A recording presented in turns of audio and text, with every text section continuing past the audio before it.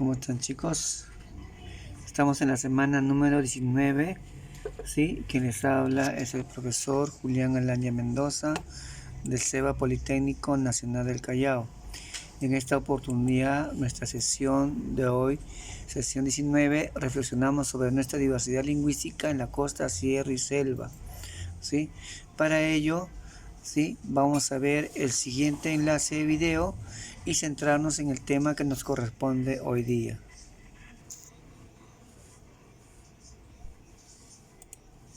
¿Qué tal, jóvenes? Lara el tema de diversidad lingüística en el Perú. Comencemos. Como se sabe, el Perú es un país multilingüe, existiendo 47 lenguas indígenas, 4 se hablan en la zona andina y 43 en la zona amazónica. Las lenguas que tienen mayor número de hablantes son el quechua, aymara, asán, inca y aguajún. Diversidad lingüística en la costa.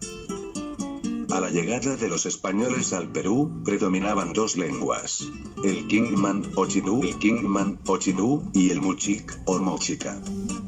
La primera se extinguió durante la colonia y la segunda sobrevivió hasta la segunda década del siglo XX. De ambas lenguas se conservan palabras locales, topónimos y apellidos propios de la costa norte. Si no saben qué son topónimos, tal vez sean diversidad lingüística en la sierra.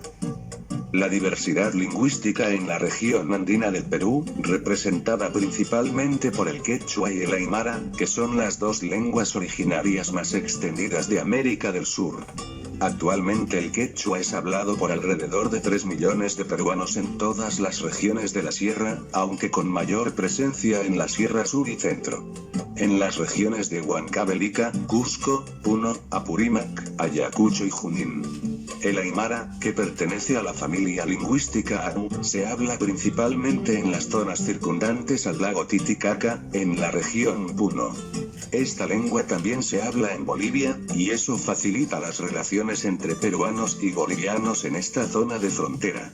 La lengua aymara también tiene presencia en las zonas altas de Moquegua, Tacna y Arequipa, y se calcula que la utilizan más de 440.000 peruanos.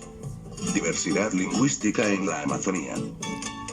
En el Perú la población indígena amazónica muestra un vínculo muy estrecho entre su lengua originaria y su identidad cultural.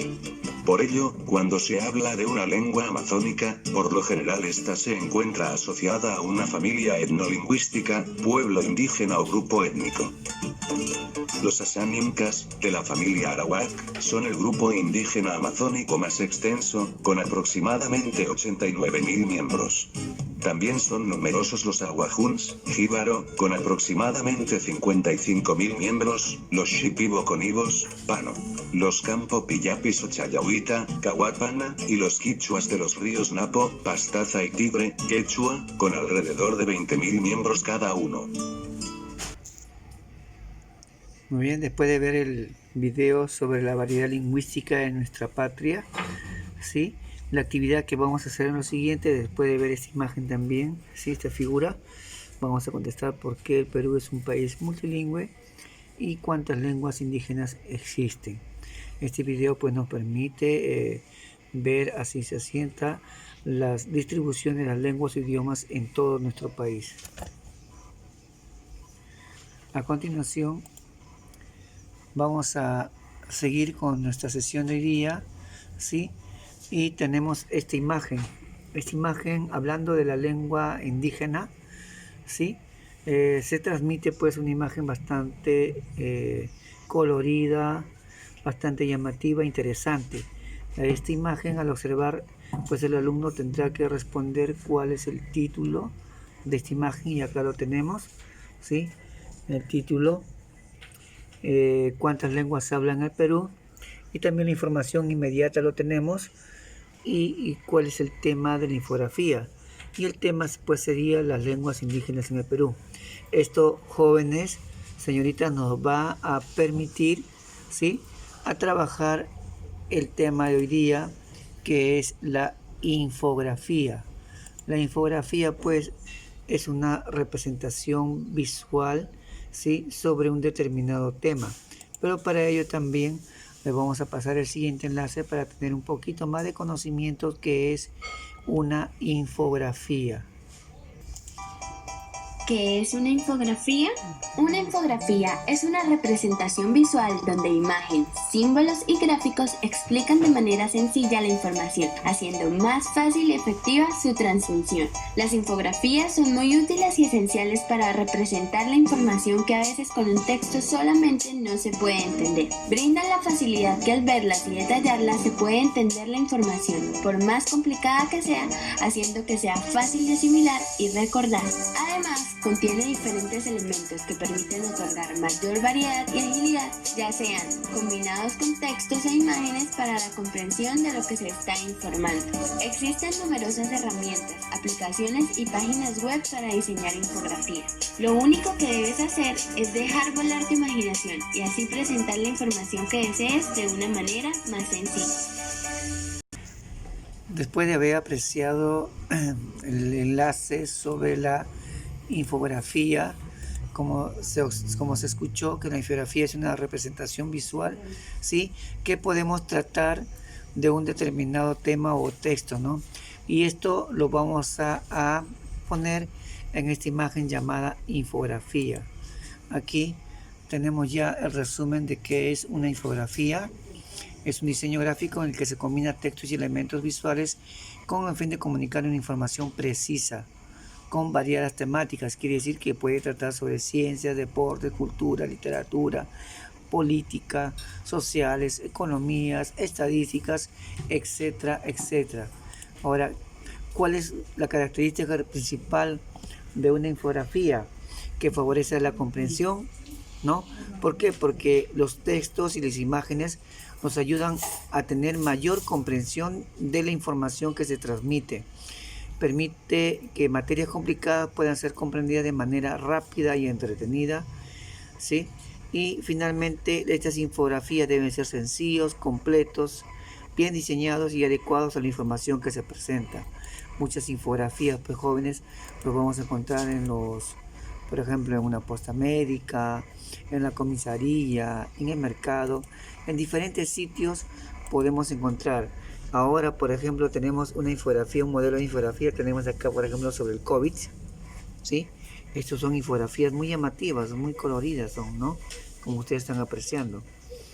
Entonces, al tener un texto tan amplio, tan voluptuoso, un texto sobre el COVID, la infografía permite, pues, tener al mínimo la información más detallada y, sobre todo, dinámica sobre el tema que se está tratando. Entonces a muchas personas les permite, pues, leer con la información mucho más rápida, mucho más precisa y es comprensible para todos, ¿no? Aquí también, por ejemplo, tenemos otros modelos de infografía. Infografía, pues, con textos bastante precisos, detallados y sencillos, comprensibles sobre todo jóvenes, ¿no? Y donde le agregan, pues, dibujos, cuadros, esquemas, ¿no?, líneas y etcétera, etcétera. Entonces, también para tener cómo se hace una infografía, ¿sí?, vamos a tener nosotros, ¿sí?, el siguiente enlace para que vean cómo se realiza una infografía.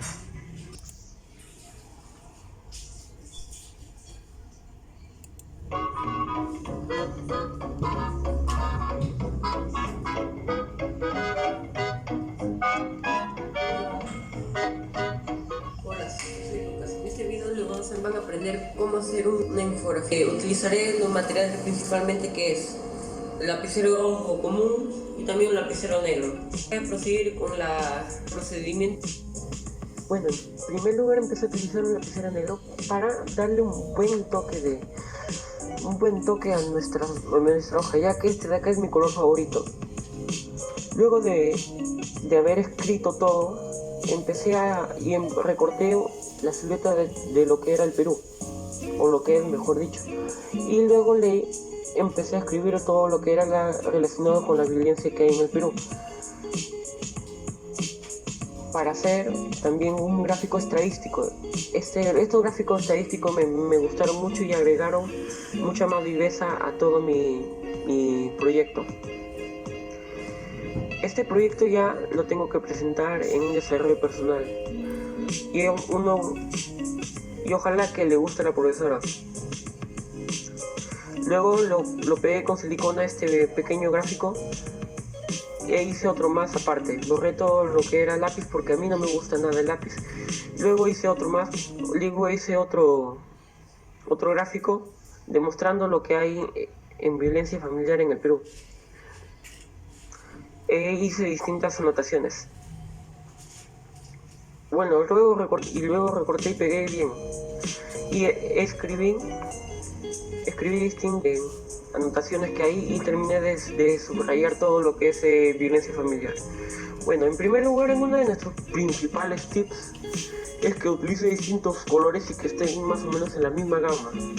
Más o menos lo que yo estoy utilizando son los colores rojo, piel y amarillos, porque estos de acá están en las tonalidades que son cálidas, y todos los cálidos, si los combinas bien, pueden hacer que queden un trabajo muy bonito. Luego, otro de los tips principales es que utilice distintos tipos de imágenes, como la que estoy utilizando acá. A mí no me gusta sacar imágenes hechas a impresión, y yo adoro dibujar. Y también usar una muy bonita letra. Mientras más bonita sea tu letra, mejor va a quedar tu trabajo.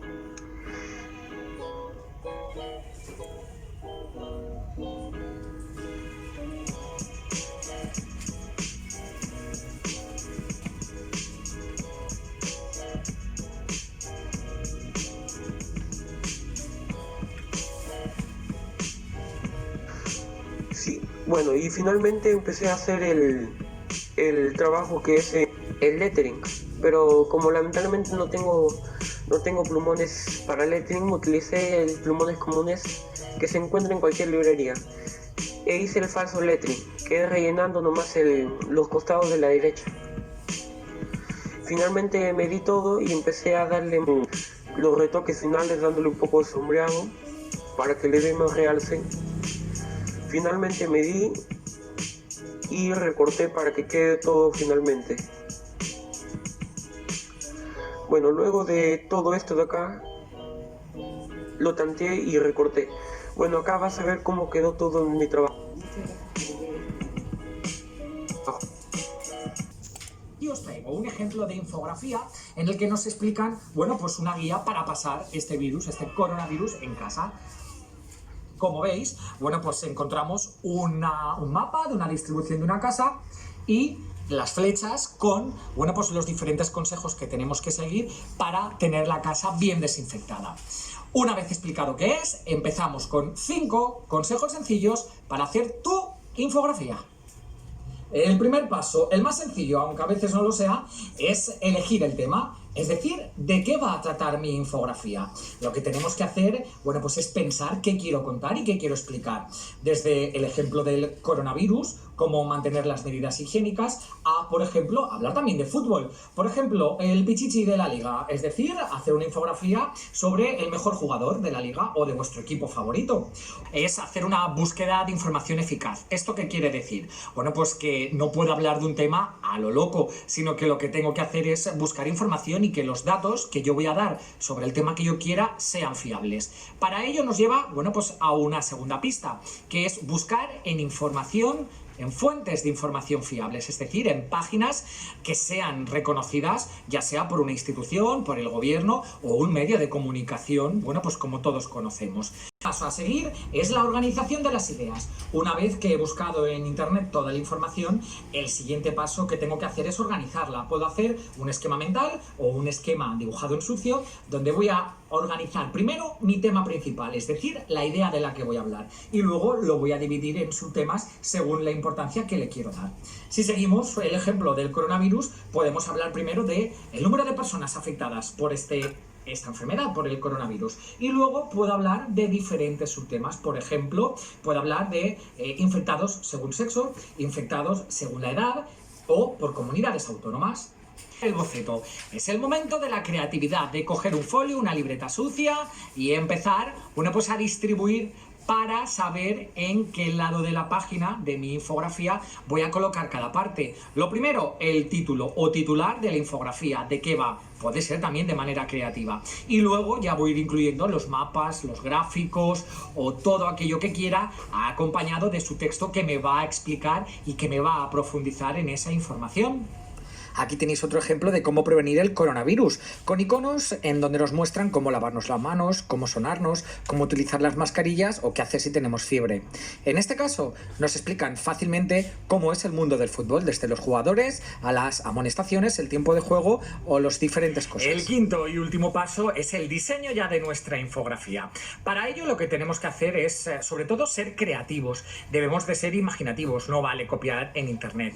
Tengo que pensar, es decir, aquello de lo que voy a hablar y luego utilizar recursos gráficos, imágenes, ilustraciones, dibujar o iconos que vayan y que estén relacionados con el tema. El segundo punto será integrar texto e imagen. Aquí está la clave, porque una infografía debe de ser clara, debe de ser concisa, debe de ser sencilla y debo de entender rápidamente lo que me está diciendo. Tengo que incluir poco texto y la imagen debe de ayudar a comprenderlo mejor. Por ejemplo, si quiero hablar del número de afectados por coronavirus entre hombres y mujeres, y si creo que el de los hombres es mayor afectados que el de mujeres, tengo la gráfica que así me lo dice, pues a la hora de organizar la gráfica en el eje, en lugar de utilizar una barra para hombres y otra para mujeres, puedo utilizar la silueta de un hombre en representación de esa barra y una de mujeres para, bueno, pues en este caso simbolizar también el número de mujeres afectadas, de manera que uno quedará más alto que otro. Por otro lado, el color también es importante. No puedo poner ahí el color al tuntún, ni puedo poner cuanto más color mejor. El color tiene que estar bien elegido y siempre tiene que estar relacionado con la información que estoy comentando, a la vez que ayude a entender, bueno, pues el tema de mi infografía. Y por último, los iconos. Como sabéis y como ya hemos visto, los iconos nos ayudan a sintetizar la información y a entenderla de manera rápida.